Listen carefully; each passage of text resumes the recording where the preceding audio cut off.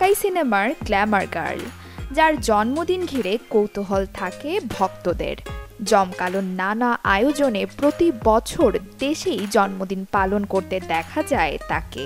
বলছি চিত্রনায়িকা পরীমনির কথা।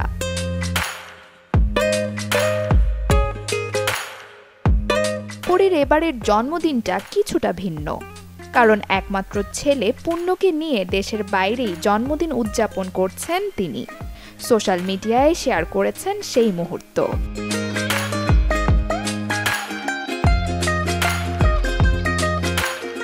যদিও জন্মদিনের 3 দিন আগেই দেশে কেটেছেন কেক, তবে জন্মদিনের প্রথম প্রহরেই হলো প্রকৃত উদযাপন।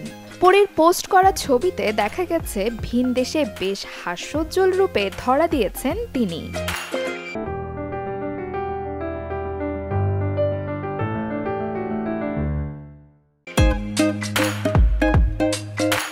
নতুন এক পোস্টে নায়িকা লেখেন, শুধু বেঁচে থাকার চেয়ে বাঁচা জীবন উদযাপন করাই শ্রেয়। জীবনের আনন্দ, বেদনা, দুঃখ, কষ্ট, সুখ, ভালোবাসা সবকিছু নিয়েই এই জীবন। Happy birthday myself. ভিনদেশে পরীমনির এই উদযাপন যেন বুঝিয়ে দিচ্ছে জীবনকে নতুন করে উপলব্ধি করতে পাখা মেলেছেন তিনি। অবশ্য দেশে থাকতেই বিভিন্ন মুহূর্তের ছবি শেয়ার করে জানিয়েছিলেন তিনি যাচ্ছেন রেইন ফরেস্টের দেশ মালয়েশিয়ায়। 10টি লাগেজ নিয়ে ভিনদেশে যাওয়ার প্রস্তুতির ছবিও শেয়ার করেছিলেন ফেসবুক ওয়ালে। মালয়েশিয়ায় 10 দিনের সফরে পরীমনি।